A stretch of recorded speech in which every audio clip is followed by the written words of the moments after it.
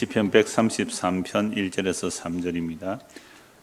보라, 형제가 연합하여 동감이 어찌 그리 선하고 아름다운고, 머리에 있는 보배로운 기름이 수염 곧 아론의 수염에 흘러서 그의 옷깃까지 내림 같고, 헐몬의 이슬이 시온의 산들의 내림 같도다.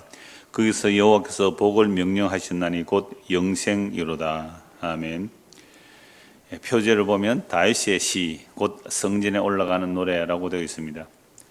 아주 짧은 시인데요, 시작이 감탄으로 시작하죠.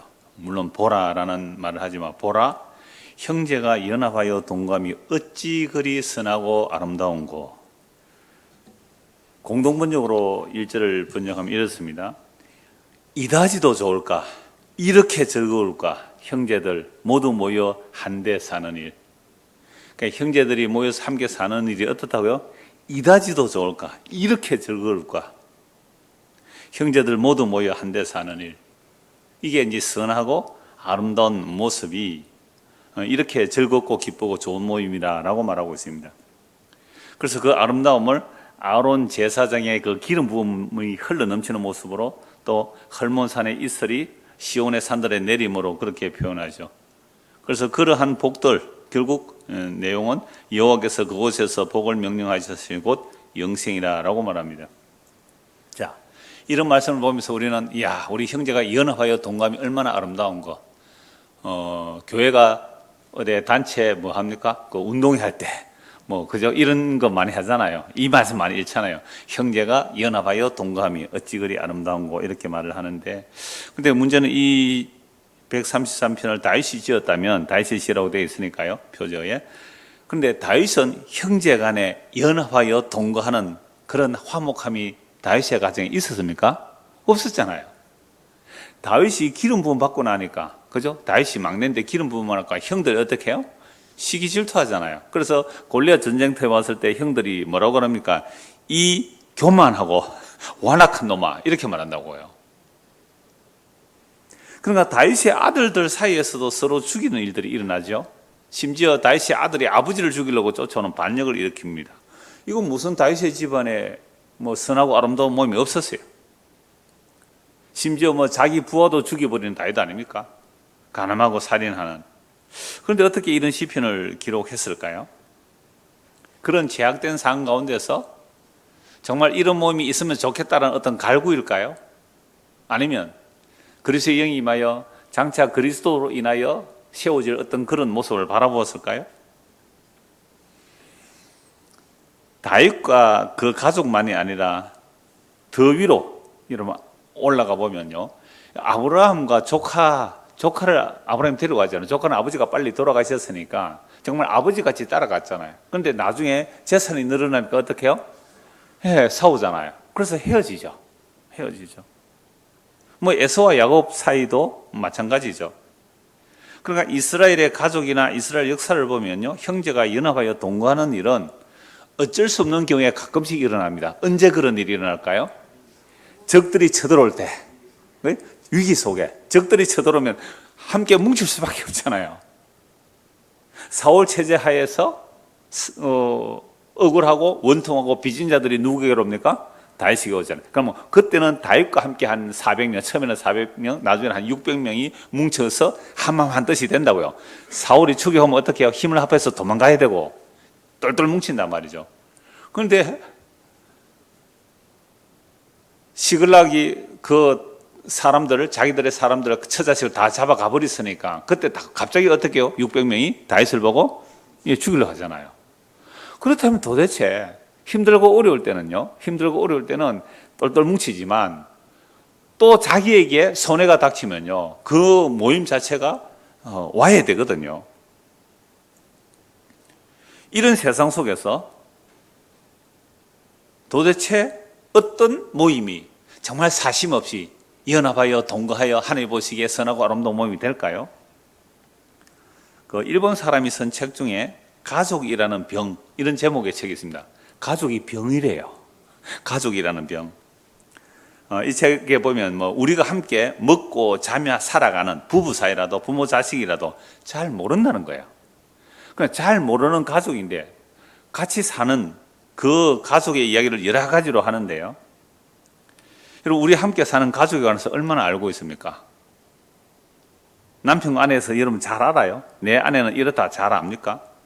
내 남편은 이렇다 잘 압니까? 잘 몰라요. 저도 잘 몰라요. 수십 년을 같이 몇 년 된지 모르겠는데 결혼해서 지금까지 살아도요. 어떨 때는 조금 아는 것 같은데 어떨 때는 전혀 모르겠어요. 여러분은 안 그렇습니까? 그래서 가족이든 친구이든 간에 인간관계 속에서 가장 답답할 때 어떻게 하는가? 와, 내 가슴을 열 수 있으면 팍 칼로 찢어 열 수 있으면 이 보여주고 싶다. 이렇게 말을 하잖아요. 답답하다는 말이에요. 아니 왜 평생 같이 살아도 말이 안 통해요?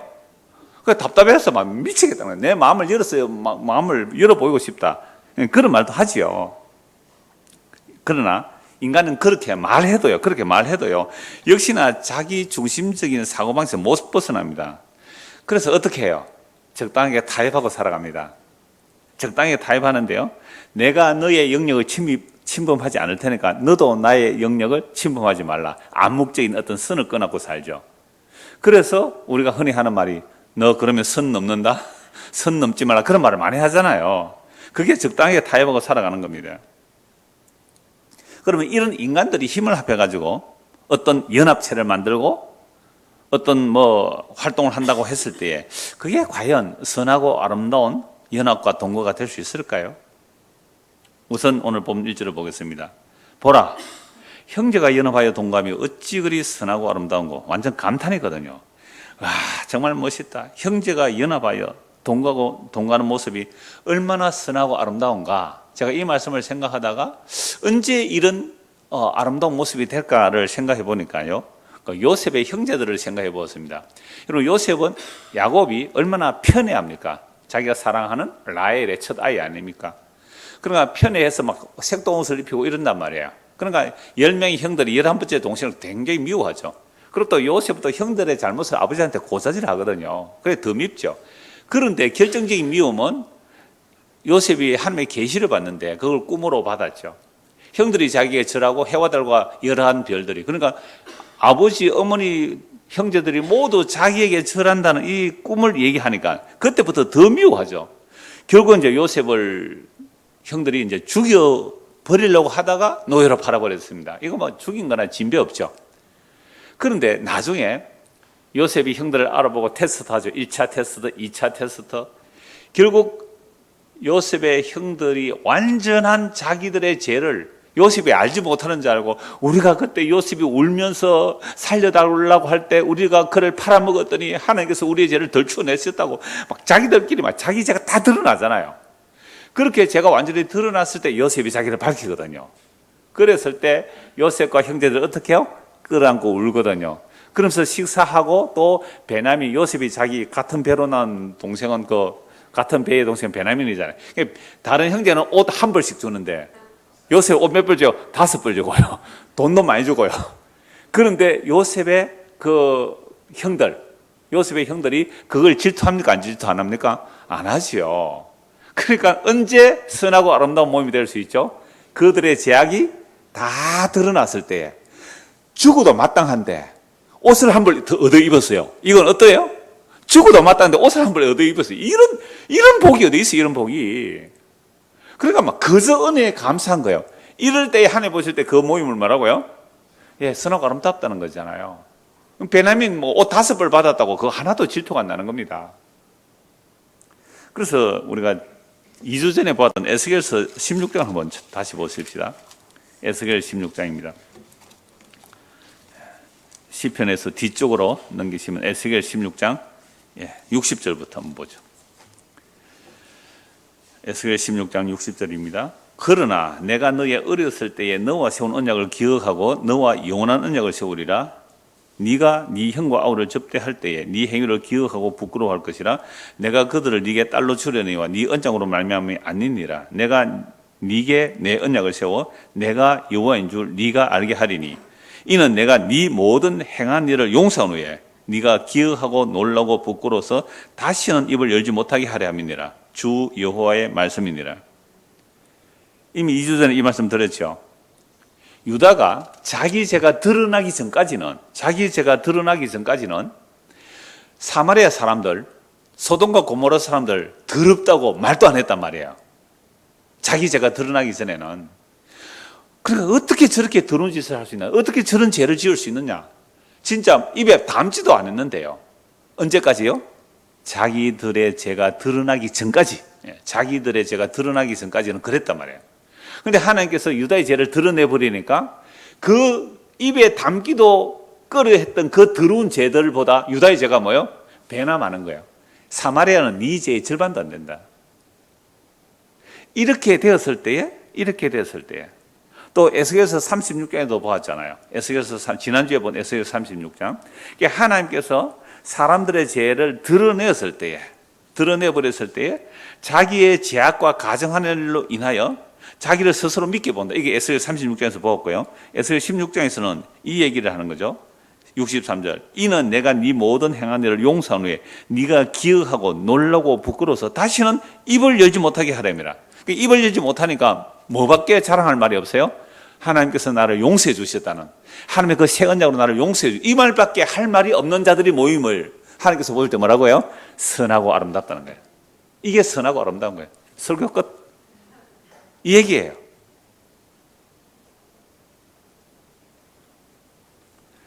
그래서 본문 2절 한번 보십시오. 오늘 본문 2절. 머리에 있는 보배로운 기름이 수염, 곧 아론의 수염에 흘러서 그의 옷깃까지 내린 것 같고. 여러분, 아론 얘기가 나와요. 아론은 제사장이잖아요. 레위지파에서 아론 계열만 제사장이 되는데요. 이 아론의 기름이 머리에 있는 보배로운 기름이죠. 머리의 기름이 어디로 흘러가요? 수염까지 흘러서 또 어디요? 그의 옷깃까지 내렸다. 이렇게 말하고 있잖아요. 그럼 아론이 언제 기름 부음을 받습니까? 아론이 언제 기름 부음을 받죠? 출애굽기 29장에 보면요, 제사장 위임식이 굉장히 상세하게 나옵니다. 일주일 동안 위임식을 해요. 제사장 위임식을 일주일 동안 한다고요. 몸을 씻고 제사장 복장을 입고 피를 불려 화목제를 드리고 그 피도 바르고요, 기름도 바르고요. 그런데 관유라 그래요. 제사장이 머리에 붓는 관유.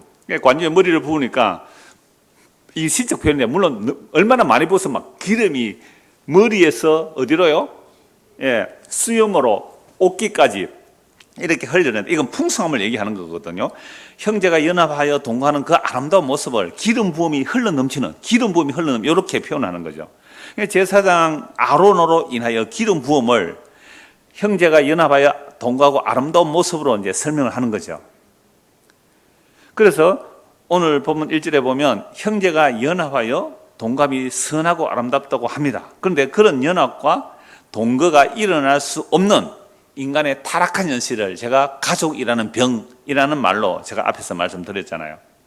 가족 안에서도 참된 연합과 동거가 안 일어나면요, 이건 가족도 원수가 되는 거예요. 그래서 지금 온 세상이 사실 요란하죠. 왜 요란합니까? 세상이 왜 이렇게 요란합니까? 뭐가 안 돼서 그래요? 연합이 안 돼서 그렇잖아요. 연합이. 그래서 세계가 연합이 안 되니까 연합하자고 만든 게 뭐예요? UN이죠. UN이 국제연합기구예요. 그러면 UN 안에는 수많은 국제연합기구가 있어요. WHO가 뭡니까? 세계보건기구예요. 그것도 UN 산하에 있는 거거든요. 세계보건기구. 또는 환경세계기구, 그 다음에 노동세계기구, 그 ILO 하는 게 저는 최근에 알았어요. 국제노동기구라고. 지금 저 춘천에서 이 말씀 듣는 분이 ILO, 그 국제 그 UN 그 단체, 노동기구 단체죠. 한국과 상관없는 국제단체. 그래서 오랫동안 일하신 분이 계시는데요. 그러니까 그런 굉장히 많아요. 전 세계에. 그런데 여러분, 유엔을 누가 가장 크게 흔들고 움직입니까? 미국이거든요. 왜요? 유엔에 돈을 제일 많이 내는 사람이거든요. 그러니까 어떤 연합단체가 그 연합단체에 돈을 제일 많이 내는 사람이 발언권이 세요. 그러니까 이런 세계적인 뭐 연합기구만이 아니라 한국에도 얼마나 많은 기구가 있어요. 목회자 연합회, 뭐 또 교회 연합회, 하여튼 뭐 총회 연합회, 무슨 연합회가 수백 개도 더 넘네요. 왜 그래요? 그래요. 근데 그렇게 연합을 한다고 해도 결국은 자기들의 이해 덕실을 따라 합종 연행하는 거잖아요. 한국의 이 작은 땅덩어리 안에서 보세요. 얼마 되지도 않은 사람들끼리 1억도 안 되잖아요. 남한 인구 전체 얼마예요? 몇 명이죠, 우리 남한? 한 5천만. 북한은요? 한 뭐 3천만, 뭐 요 정도밖에 안 되는데 북한 떼내고 남한에 한 5천만 되는 인구도 이게 하나 됩니까? 안 됩니까? 안 되니까 맨날 죽이니 살리니 찢고 뽑고 하는 거잖아요. 그러니까 이런 세상에서 어떻게 아름다운 모임이 연합이 될까요? 자, 그래서 오늘 본문에서 형제가 연합하여 동거하는 선하고 아름다운 모임은요, 우리 인간의 힘으로 안 된다는 거죠. 그래서 2절에서 제사장이 있어야 돼요. 제사장이. 그럼 제사장 뭐 하는 사람이에요? 백성들의 죄를 위하여 짐승을 잡아서 피를 불려 화목 제물을 드리는, 화목 제사를 드리는 제사장이잖아요. 그러니까 그 제사장의 피 뿌림의 속죄제, 그 제사장의 피 뿌림의 그 속죄 안에 있을 때에 그게 이스라엘이거든요. 그러면 이스라엘 백성들도 죄인이거나 마찬가지입니다. 이방이나 이스라엘이나 똑같아요. 근데 뭐 아래 있을 때에 거룩하다고 해요? 피 아래 있을 때. 그래서 이스라엘 백성의 정체성이 유월절에 있다고 그랬잖아요. 그 유월절 밤에 모든 애굽의 장자들이 다 죽임을 당할 때 왕의 아들로부터 저 맷돌 가는 그 여종의 자녀까지 처음 태어난 사람과 짐승이 다 죽을 때에 오직 뭐만 하면 죽음의 천사가 넘어가요? 어린 양의 피만 바르면. 그 안에 있는 인간의 어땀을 안 본다니까요. 어린 양의 피만 보고 넘어가기 때문에 하나님께서 위에서 볼 때는 뭐 보고 넘어간다고요? 피 보고 넘어가죠. 그러면 하나님의 그 피를 보고 피 안에 있는 자들을 어떻게 보세요? 선하고 아름답다 이렇게 보는 거예요. 그 피를 걷어내버리면 다 죽는 거예요. 그 피를 걷어버리면 다 죽는 거란 말이에요. 그러니까 이스라엘은요, 특이하게 무슨 나라라 그래요? 제사장 나라라. 뭐 없어도 돼요? 왕이 없는 나라도 된단 말이에요. 제사장 나라고요. 그러니까 제사장의 피 흘림만 있으면 이스라엘은 거룩한 나라가 되기 때문에 제사장 나라로 삼기 위해서 하나님께서 제사장 나라라 그렇게 말했습니다. 그런데 이스라엘 백성들이 믿음이 없으니까 결국 시대 말기에 우리에게 뭘 달라고 해요? 왕을 달라고 하죠. 왕을 달라고 하는 그 자체가 이미 누구를 버리는 겁니까? 여호와의 왕되심을 버리는 거죠. 하나님의 약속의 말씀을 못 믿으니까 왕을 달라고 하죠. 그래서 왕을 세웠더니 왕들이 또 어떤 짓을 합니까? 백성 또 잡아먹잖아요. 백성들을 괴롭히잖아요. 다윗에게 하나님께서 영원한 왕위를 허락한다고 했지만 다윗 자체는 영원한 왕이 될 수가 없어요. 죽어버렸어요. 죄인이에요. 그래서 하나님께서 보시기에 선하고 아름답다라고 하는 것은 아론, 그 기름 부음의 제사장이 피 흘리는 그 모습, 그 피의 제사, 그 속죄의 제사 아래 있을 때에 이스라엘 백성들이 하나님 보실 때 어떻다고요? 선하고 아름다운 것이지 그 피에서 벗어나면 그건 똑같은 죄인이에요. 똑같은 죄인이에요. 이제 3절입니다. 헐몬의 이슬이 시온의 산들에 내린 것 같도다. 거기서 여호와께서 복을 명령하셨나니 곧 영생이로다. 헐몬, 헤르몬 산으로 나오고 헐몬은 하나만 나와요. 그러니까 헤르몬 산 여러 곳에서 나오고요. 헤르몬 산을 헐몬 산이라고 그러는데, 그러니까 이 헤르몬 산은 이스라엘 저 북쪽에 그 산이 높아서 위에는 만년설이 있어요. 그리고 이슬이 많이 내린대요. 그 산에서 수은지가 출발해서 어디로 흘러와요? 요단강을 흐릅니다. 그 요단강이 흘러서 그게 갈릴리 호수를 만들고 거기서 더 내려가면 뭐가 되죠? 사해 바다까지 연결되잖아요. 그러니까 헤르몬 산에서 발원하여 요단강이 흘러오는데, 그러니까 헤르몬 산에 그 이슬이 뭐 곡식도 될 거 아니에요? 그렇게 풍성하고 요단강이 흘러내리는 것이죠.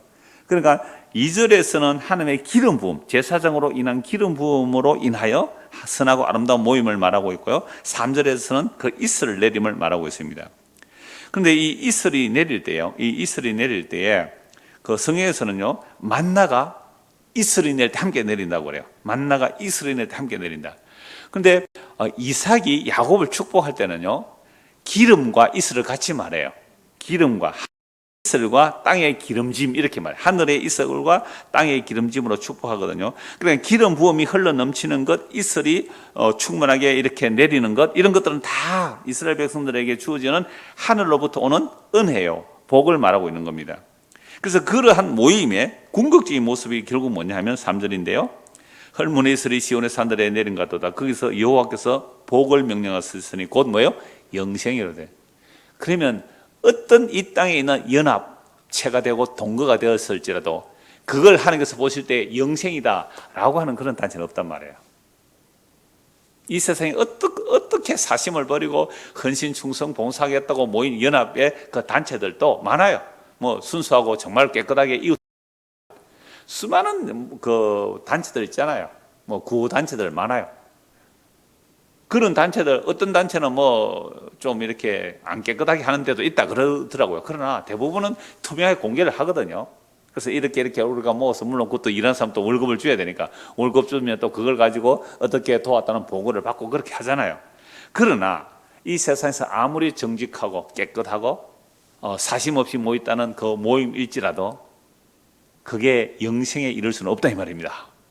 그러나 진짜로 하나님께서 보시기에 선하고 아름다운 그 모임, 진짜 복은 뭐라고요? 영생이로다. 하나님께서 명령하세요. 복을 명령하는데 그 복이 뭐라고요? 영생이라고 말씀하고 있죠. 그래서 다시 한번 1절에서 3절 보겠습니다. 보라, 형제가 연합하여 동감이 어찌 그리 선하고 아름다운고, 물이 있는 보배로운 기름이 수염 곧 아론의 수염에 흘러서 그의 옷깃까지 내린 것 같고, 헐문의 이슬이 시온의 산들에 내린 것 같도다. 거기서 여호와께서 복을 명령하셨으니 곧 영생이로다. 그러니까 하나님께서 보시기에 선하고 아름다운 그 모임은 무엇이 주어져야 진짜 선하고 아름다운 모임이 되는 거죠? 영생이로다. 영생이로다. 자, 그러나 혈과 육으로 된 이스라엘은요, 이렇게 선하고 아름다운 모습이 나오지 않았습니다. 하나님께서 율법을 주신 것은 율법으로 자기들의 죄를 알고 대속하여 주시는 그 주님의 은혜만을 의지하라고 누구를 보낸 거예요? 제사장 보냈잖아요. 그래서 거룩한 제사장 나라가 돼야 되는데 오히려 그들은 이방 나라들처럼 왕을 구하고 왕을 의지해 버렸잖아요. 그런데 뭐 사울은 벌써 부림을 받았고 다윗 잠시 잘하는 것 같더니 가늠하고 살인하잖아요. 그래서 솔로몬 시대에 나라가 나누어지죠. 북이스라엘 망하고 남유다 망해버립니다. 하나님의 언약을 버림으로 이스라엘은 이 공동체잖아요. 선하고 아름다운 모임이에요. 그 선하고 아름다운 모임이라는 것은 이스라엘 자체가, 그 이스라엘 자체의 속성이 선하고 아름다운 게 아니라 그 위에 뭐가 덮여져 있었어요? 어린 양의 피가 덮여져 있었어. 그래서 범죄하면 제사장이 피 흘리는 속죄의 제사를 드림으로 이스라엘 백성이 다시 그 피로 덮어지는 거. 그 피가 덮어주기도 하고 가려주기도 하고 용서도 해주시고 씻어도 주시죠. 이런 개념들이 성경의 피 흘림의 제사거든요. 그럼 이스라엘 되면요, 항상 어린 양의 피 아래 있듯이, 그걸 신약으로 말하면 예수의 피 아래 있듯이, 그럴 때 하나님 보실 때 어떻다고요? 선하고 아름답다고 해요. 얼마나 보기 아름답냐, 이 어찌 즐겁냐, 이 어찌 감사할 일이 아니냐. 아까 제가 요셉 형들 얘기했잖아요. 그 요셉의 형들이 요셉을 만나면서 죄가 다 드러났을 때, 그들이 용서받았을 때, 그죠? 주는 옷 한 벌 입었을 때, 그리고 아버지 모시고 애굽으로 내려올 때 어떤 기쁨이었을까요? 어떤 마음이었을까요? 한 번 더 읽을까요? 이다지 더 좋을까? 형제들이 모여 모두 한 데 산다는 것. 별로 서로 교통이 안 돼서 넘어가겠습니다. 아니, 진짜 우리가 요셉의 형제라고 생각해 보세요. 어찌 이리 좋을까? 이다지로 좋을까? 형제가 한 데 모여 산다는데요. 그 일을 위해서 하나님께서 무슨 일을 하셨어요? 형들의 악함을 통하여 요셉을 먼저 애굽에 보내시고 요셉의 발을 착고에 차이게 하고 그 말씀이 응하기까지 요셉이 고난을 받아요. 예수님의 모양 아닙니까? 그래서 적어도 우리가 예수를 먹고 여기에 모였다면요, 우리도 이 노래를 불러야 되잖아요. 이 노래를. 이다지 더 좋을까? 이렇게나 즐거울까? 형제들이 모두 모여 한데 사는 일. 이 재미없으면 교회 오지 마세요, 그냥. 정말 이거거든요. 그래서 이스라엘 백성들이 이 선하고 아름다움, 하나님 보시기에 정말 선하고 아름다운 그 모습을 이스라엘 백성들이 만들어냈습니까? 못 만들어냈습니까? 못 만들어내죠. 인간은 못 만들어내죠. 그래서 하나님은 자기 약속에 신실하기 때문에 그 선하고 아름다운 모임을 만들고, 그뿐 아니라 3절에처럼 여호와께서 영생의 복을 명령하셨잖아요. 명령을 우리가 순종해서 이루어내는 게 아니에요.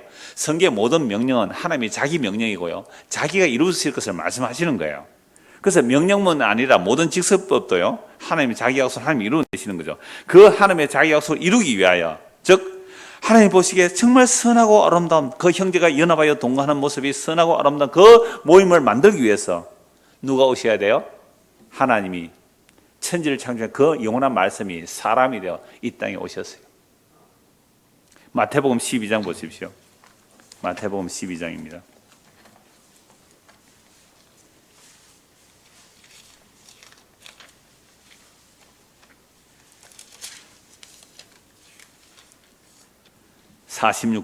마태복음 12장 46절. 예수께서 무리에게 말씀하실 때에 그의 어머니와 동생들이 예수께 말하려고 밖에 섰더니 한 사람이 예수께 여짜오되 보소서 당신의 어머니와 동생들이 당신께 말하려고 밖에 섰나이다 하니 말하는 사람에게 대답하여 이르시되 누가 내 어머니며 내 동생들이냐 하시고 손을 내밀어 제자들을 가리키시되 나의 어머니와 나의 동생들을 보라. 누구든지 하늘에 계신 내 아버지 뜻대로 행하는 자가 내 형제요 자매요 어머니니라 하시더라. 예수님께서 지금 하늘 보시기에 어떤 모임을 만들려고 있었어요? 선하고 아름다운, 어찌 이리 아름다운가 하는 그 모임을 만들려고 오셨다고요. 그 모임을 만들려고 오셨어요. 그런데 예수님께서 제자들에게 그 천국 복음을 전하고 계실 때에 무리 중에 예수님께 이제 말씀을 드리죠. 예수님, 당신의 어머니하고 당신의 동생들이 당신께 뭐 말하려고 왔습니다. 이건요, 예수님께서 귀신 들렸다고 잡으러 오기도 해요. 다른 본문을 보면요. 미쳤다고 붙들러 왔어요. 갑자기 나가서 자기가 뭐 이렇게 한 천국 복음을 전하니까요. 그때 예수님이 이렇게 말합니다. 누가 내 어머니며 내 동생들이냐? 누가 내 어머니며 내 동생들이냐? 손을 내밀어 제자들을 가리켜 이르되 나의 어머니와 나의 동생들을 보라. 누구든지 하늘에 계신 내 아버지 뜻대로 하는 자가 내 형제요 자매요 어머니니라. 새로운 가족을 말씀합니다. 새로운 가족을 말씀해요. 저는 우리 아이들에게 어려서부터 이제 교회 와서 같이 있으니까 교회 오면 뭐 아빠 그러잖아요. 제가 그래요. 누가 네 아빠냐? 진짜 그랬어. 뭐 섭섭했을지 어설지 모르지만 누가 네 아빠냐? 난 네 아빠 아니야. 하나님의 뜻대로 하는 자가 내 가족이다라고 예수님 말씀하고 계시거든요. 이게 새 가족이에요. 그래서 예수님께서 말씀하시는 내용은요, 우리의 혈육으로 도저히 받을 수 없어요. 집안 식구가 운서라 그랬잖아요. 집안 식구가. 나는 화평을 주러 온 것이 아니라 검을 주러 왔다고, 칼을 주러 왔다고요. 아버지와 아들이, 엄마와 딸이, 며느리와 시어머니, 뭐 그냥 가족이 예수님 때문에 해체가 되는 거예요. 해체. 뭐 때문에 그래요? 새로운 가족이 만들어지니까 그래요. 그런데 만약 모든 가족이 다 자기의 죄가 어떠한지 드러나고 모든 가족이 다 복음을 듣고 모든 가족이 다 함께 예수를 믿으면 그 가족은 어떤 모임이 된다고요?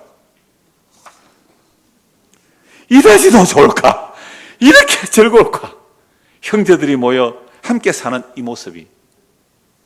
안 그래요? 지선 그렇게 사세요? 회개해야 됩니다. 그러면 또 당신은 그래 사요? 우리 집 와서 살아보세요 그냥. 이걸 지금 시편 133편을 말씀하고 있는 거예요. 이다지도 좋을까? 이렇게도 즐거울까? 이 즐거운 날에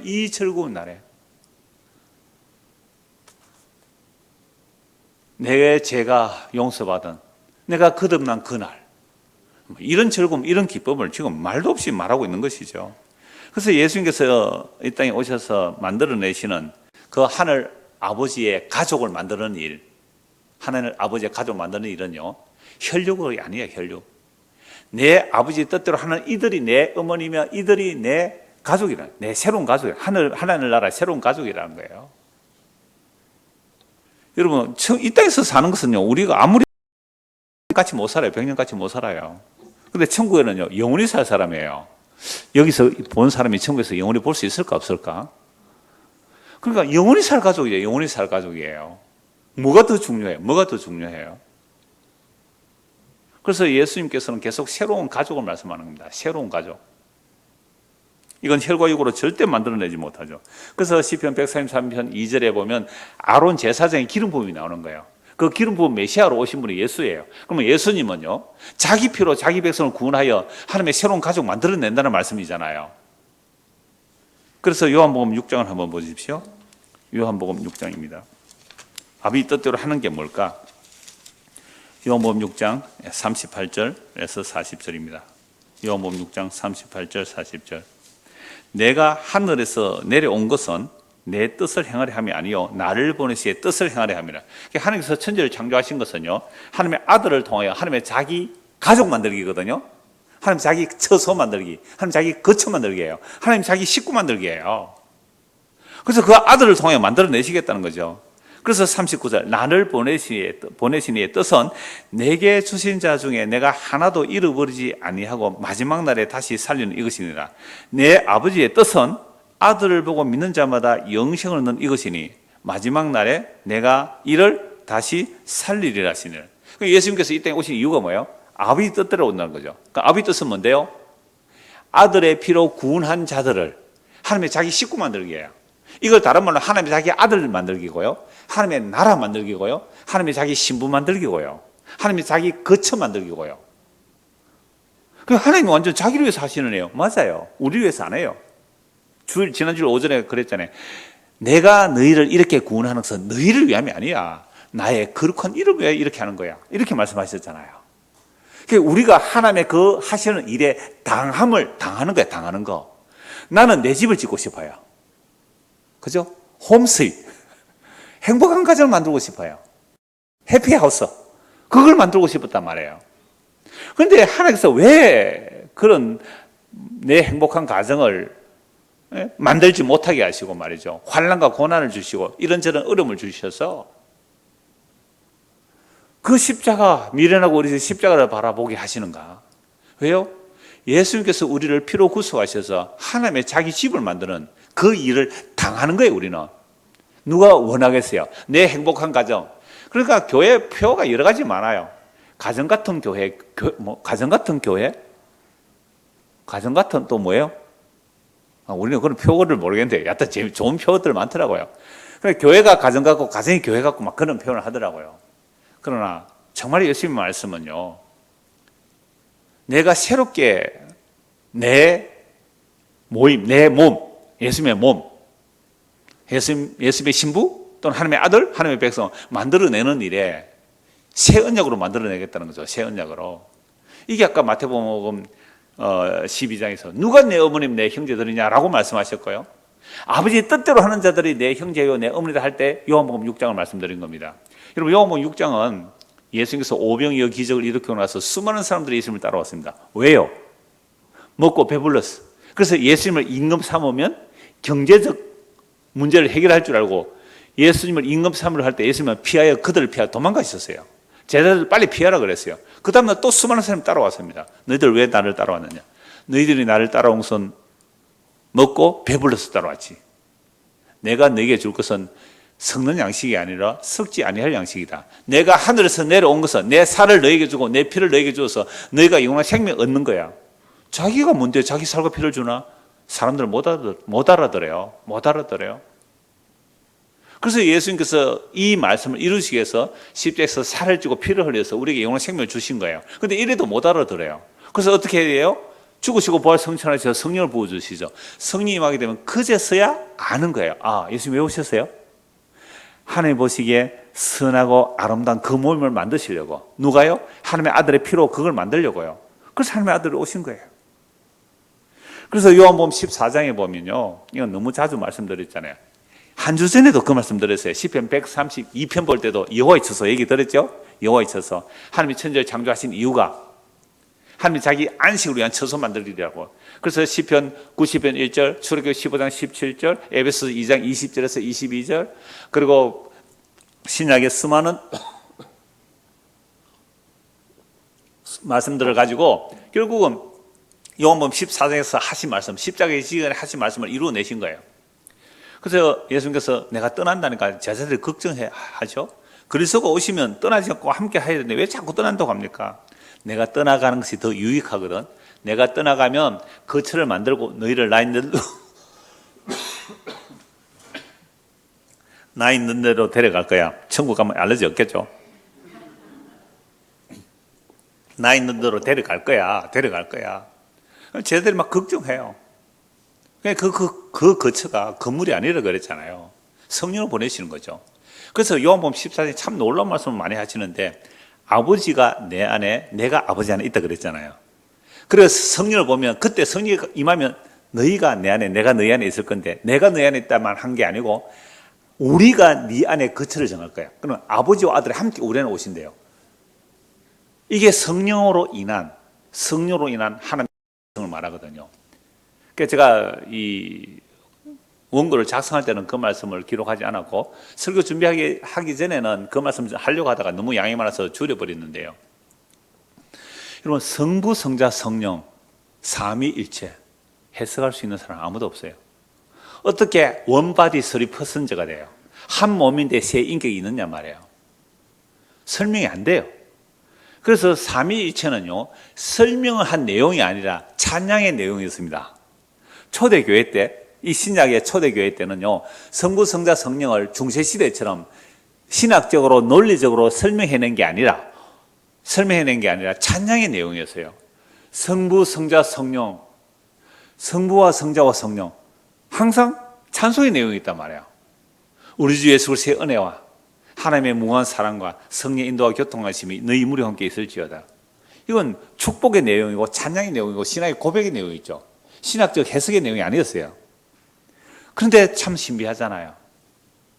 그래서 말은요, 성부와 성자와 성령이 분명한 위격을 가지고 계시는데, 인간으로 분명한 인격이 따로 있는데 서로 하나가 된다는 거예요. 하나가.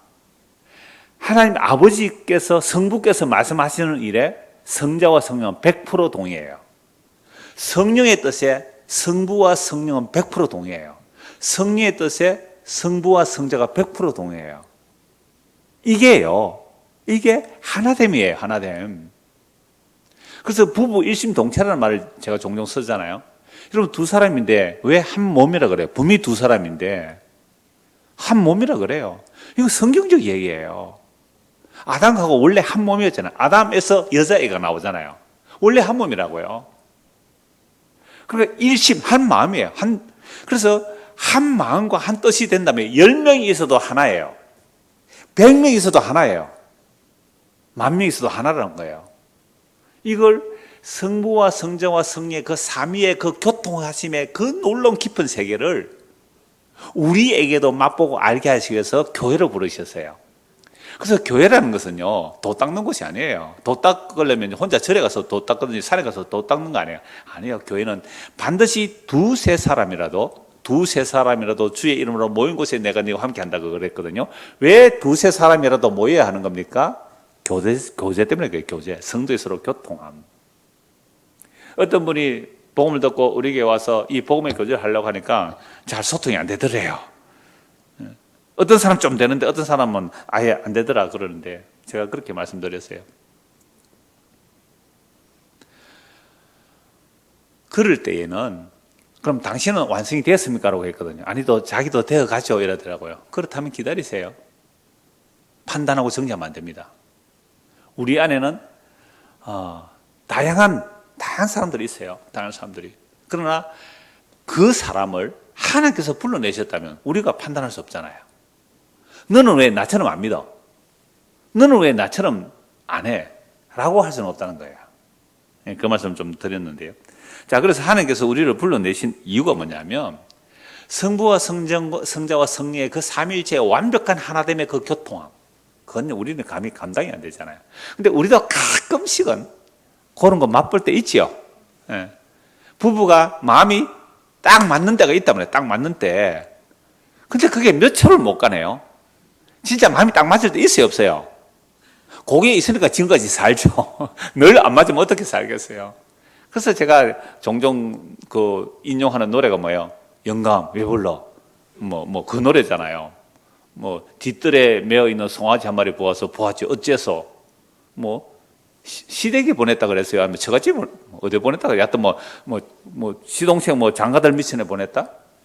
잘했군, 잘했어. 얼마나 큰 재산입니까? 병아리 한 마리 보아서, 암탉 한 마리 보아서, 보았지. 어때? 몸보신을 하려고 먹었대. 잘했군, 잘했어. 그러잖아요. 그러니까 성부와 성자와 성령의 그 교통함이라는 것은요, 완벽한 하나됨이거든요. 완벽한 하나됨. 그래서 우리가 그리스도의 영이 임하고 그리스도의 몸된 이제 성전이 되어 가면요. 우리 안에서 물론 이런저런 여러 가지 있을 수 있지만 적어도 한 마음 한 뜻 한 생각으로 살도록 하나님께서 조치해 가실 거예요.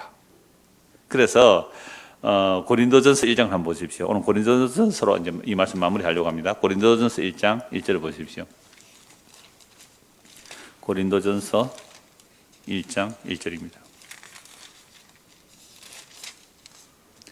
하나님의 뜻을 따라 그리스도 예수의 사도로 부르심을 받은 바울과 형제 소스데네는 고린도에 있는 하나님의 교회 곧 그리스도 예수 안에서 거룩하여 지고 성도라 부르심을 받은 자들과 또 각처에서 우리의 주 곧 그들과 우리의 주 대신 예수 그리스도의 이름을 부르는 모든 자들에게, 그냥 고린도 교회만이 아니고요, 오늘 우리도 마찬가지잖아요. 우리도 지금 누구 이름을 불러요? 우리 주 대신 예수 그리스도의 이름을 부른다. 십자가에 죽은 그 예수가 우리의 주와 그리스도가 되셨다. 이 이름을 부르는 모든 자들에게. 자, 그럼 부른 자들을 뭐라고 합니까 하면 1장 2절에 하나님의 교회라 그러지 않아요. 하나님의 교회 어떤 거예요? 곧 그리스도 예수 안에서 거룩하여 지고 성도라 부르심을 받아요. 그러니까 성도가 라는 뜻이거든요. 그럼 우리는 뭐로 부름을 받은 거예요? 거룩한 무리로 부름을 받은 거예요. 거룩한 무리. 그러니까 거룩은 어떤 개념이에요? 바리새적 거룩을 말하는 게 아니고 예수 그리스도의 피 아래에 있을 때에 선하고 아름다운, 하나님 보시기에 어찌 그리 선하고 아름다운가, 그 모임으로 부름받은 거예요. 그게 거룩이에요. 그게 구별이고 분별이에요. 그러면서 그런 자들에게 3절에 하나님 우리 아버지와 주 예수 그리스도 은혜와 평강이 있기를 원하노라 라고 이제 인사를 하는데요. 근데 고린도께 우리가 이미 잘 알잖아요. 고린도께 얼마나 문제가 많습니까? 세상에서도 없는 죄들이 고린도께 나와요. 온갖 파당들이 일어난단 말이죠. 그럼에도 불구하고 그런 고린도교회 소식을 너무 잘 알지만 바울 사도는 고린도교회 성도 교회를 보고 뭐라고 말합니까? 하나님의 교회래요. 곧 그리스도 예수 안에서 거룩하여 지고 성도라 부르시는 받는 자들이라고 말하고 있잖아요. 그러니까 우리가 예수 그리스도의 핏부림 안에 들어가면 그것이 거룩하여진 성도의 무리로 부름받았다는 거죠. 그러니까 이런 거룩함이란 세상과 전혀 다른 무리가 나오는 거예요. 세상과 전혀 다른 무리. 그럼 이런 모임에는 뭐만 나올까요? 아까 요셉의 형들 제가 잠시 말씀드렸잖아요. 자기 자랑이 나올 수가 없어요. 나는 요셉을 죽여버렸는데, 나는 요셉을 팔아먹었는데 요셉이 나를 살려내었네 라는 그 요셉이 베풀어준 그 은혜, 물론 그 하나님의 은혜죠. 요셉으로 그 은혜를 자랑하는 거죠. 그러니까 오늘 신약시대 오늘 여초 이러면서 정말로 그리스도의 몸으로 부름받아 교회로 모였다면요, 우리가 할 말은 뭐예요? 우리가 할 말은 자기 자랑이 없어져야 되잖아요. 예수님의 십자가 공로만 자랑해야 되죠. 그럴 때 하나님 보실 때 선하고 아름다운 모임이라 하는 겁니다. 그런데 아직도 우리는 뭐예요? 자기 자랑들이 나오고 있습니까? 안 나옵니까? 나오죠. 그럼 어떻게 다룰까요? 그것을? 어떻게 다루고 가실까요?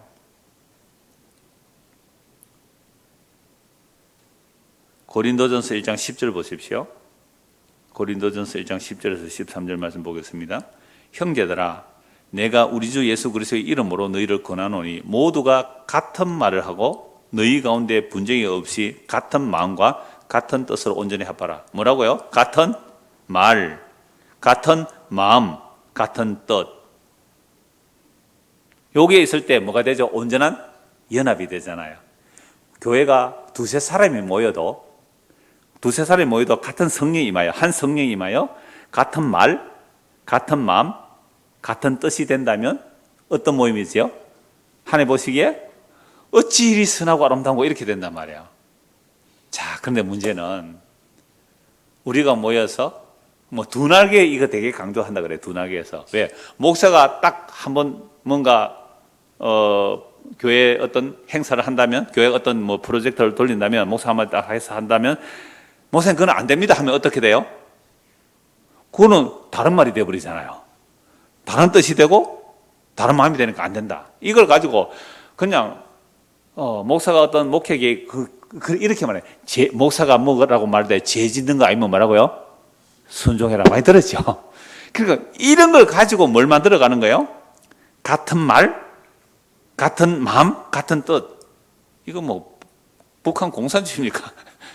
김일성이 한번 말하면요, 막 쫙 김일성이 죽었죠. 김일성의 유훈이 남았다. 김일성, 김정일, 김정은. 만약에 그 삼부자와 다른 말, 다른 뜻, 다른 생각하면 어떻게 해요? 숙청당합니다. 그런 얘기를 하는 게 아니잖아요. 그럼 도대체 같은 말, 같은 마음, 같은 뜻이 뭘까요? 여러분, 교회 오면 희한해요. 왜 너는 나처럼 안 믿는데? 너는 왜 나처럼 생각 안 하는데? 그럼 자기는 뭐예요? 자기는 하나님의 뜻을 온전히 안다는 거 아니에요? 그럴 수 없는 거예요. 그러니 교회 안에 어떤 일이 일어나는가? 고린도교회 한번 보십시오. 내 형제들아, 근로의 지편으로 너희에 대한 말이 내게 들리니 곧 너희 가운데 뭐가 있어요? 분쟁이. 왜 분쟁이 일어날까요? 지 잘났다는 거죠, 뭐. 한마디로 지 잘났, 아니 덜 죽어서 그래요. 지 잘났다는 겁니다. 내가 이것을 말하거니와 너희가 각각 이르되 나는 바울에게, 나는 아볼로에게, 나는 게바에게, 나는 그리스도에게 속한 자라 한다는 것이니. 보세요. 고린도 안에 파가 벌써 몇 파예요? 뭐 바울의 영향을 좀 받은 사람 나는 바울파다. 또 아볼로의 영향을 받은 나는 아볼로파다. 또 나는요, 게바파다. 나는 베드로파다. 그러니까 신경질 나가지고 나는 예수파다. 뭐, 난 그리스도파다. 이렇게 나온 거야. 여러분, 한국에 교파가 많아요, 적어요? 얼마나 많아요? 얼마나 많아요? 교단 교파가 얼마나 많아요? 그래서 제가 지난주에 장례식 갈 때 그 얘기 했잖아요. 정말 그 어떤 분이 목사님, 예수가 여러 분이에요. 이렇게 말해요. 예수가 여러 사람이에요. 왜 이 말하는 예수, 저희 말하는 예수 달라요? 그러니까 그분 아들이 있다가 뭐라 그런지 아세요? 다 지 욕심 때문에 그렇게 부른다고 그러더라고요. 그러니까 예수를 믿지 않는 사람이 그렇게 말할 정도로 오늘 우리가 믿는다는 이 예수가 사람들마다 전부 다 다른 예수를 부르는 거잖아요. 그래 고린도 교회가 지금 나는 바울파다, 아볼로파다, 게바파다, 나는 그리스도에 속한 자다 라고 하는데 이걸 한마디로 딱 깔끔하게 정리하는 게 13절입니다. 같이 한번 읽을까요? 그리스도께서 어찌 나뉘었느냐? 바울이 너희를 위하여 십자가에서 못 박혔으며 바울의 이름으로 너희가 세례를 받았냐? 한마디로 끝내버려요. 누가 십자가에 못 박혔는데? 누가 십자가에 못 박혔는데? 니냐? 니가 막혔냐? 그러니까 어떤 인간이 교회에서 한 어떤 인간이 자기의 뜻과 야망을 교인들에게 강요하여 어떤 목적지로 끌고 가려고 하는 것, 이걸 이단이라고 그럽니다. 이걸 이단이라고 그래요. 그 넷플릭스에서 나는 신이다. 4명의 한국의 이단자들, 오대양 사건, 아가동산, 그 신나라 그 사건하고요. 그 다음에 이재록, 만민중앙성교육의 이재록 감옥에 가 있죠. 그 다음에 JM에서 가장 크게 다룬 게 JMS인데요. JMS에 또 감옥에 가 있잖아요. 거기서 다룬 게 더러워서 못 볼 정도로 그러세요. 끔찍해서. 그런데 그거 만든 사람이 그래요. 저는 이미 뭐 한 20여 년 전부터 그런 영상들을 봤거든요. 엑소더스라는 그 JMS 탈퇴한 사람들이 있기 때문에. 그런데요, 그 영상은 10분의 1도 안 된대요. 10분의 1도. 온갖 변태적인 모습을 다 했거든요. 그런 데 가면요, 그런 집단적인 교주가 있는 곳에서는요, 항상 강조는 이거예요. 같은 말, 같은 마음, 같은 뜻. 뭐, 다른 말, 조금만 교주에서 다른 말 하면 이거는 당장은 찍히는 거예요, 그냥. 그랬을 때에 우리가 그런 말에 현혹되지 않으려면 뭘 알고 있어야 돼요? 누가 십자가에 못 박혔느냐? 이재록이 있냐? 정명석이 있냐? 누구냐?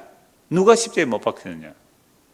이 말 앞에 회개하고 입을 닫는 자들이 그리스도의 피 안에 있는 자들이에요. 그러면 이들에게서 나올 수 있는 말은 뭐밖에 없어요? 나 행한 것 죄뿐이니 주 예수의 보혈 외에는 나는 잘할 것이 없습니다. 이게 바울의 고백이거든요. 나는 우리 주 예수 그리스도 십자가에 잘할 것이 없습니다 라고 할 때에 하나님 보실 때 그들은 뭐 안에 덮여져 있어요? 어린 양의 피에, 예수 그리스도의 피에 덮여 있기 때문에 이 어찌 선하고 아름답지 않을까? 그 얘기를 하는 거예요. 그래서 고린도전서 12장 보겠습니다. 고린도전서 12장 12절에서 13절. 너무 길기 때문에 좀 줄이는데요. 12절에서 13절. 몸은 하나인데 많은 지체가 있고 몸의 지체가 많으나 한 몸인 것 같이 그리스도도 그러하니라. 우리가 유대인이나 헬라인이나 종이나 자유나 다 한 성령으로. 한 성령을 받으면요, 유대인과 헬라인이 어떻게 해요? 차별이 없죠. 종이나 자유인이 차별이 없죠. 여러분 2000년 전에 이 종이나 노예입니다. 노예하고요, 사장님하고요, 차별이 없어요. 유대인, 이방인들 개같이 취급했잖아요. 유대인과 헬라인이 차별이 없다니까요. 한 성령으로 세례를 받아 한 몸이 되었고 한 성령을 받았다면, 그래서 손과 발이 너는 내 몸이 아니다 할 수가 없잖아요. 우리 몸에 수많은 지체가 있잖아요. 그 수많은 지체가 한 몸을 이루면죠. 한 몸을. 그러니까 몸에 분쟁이 일어나면 이거 몸이 아니죠. 25절에서 27절입니다. 몸 가운데서 분쟁이 없고 오직 여러 지체가 서로 같이 돌보게 하셨느니라.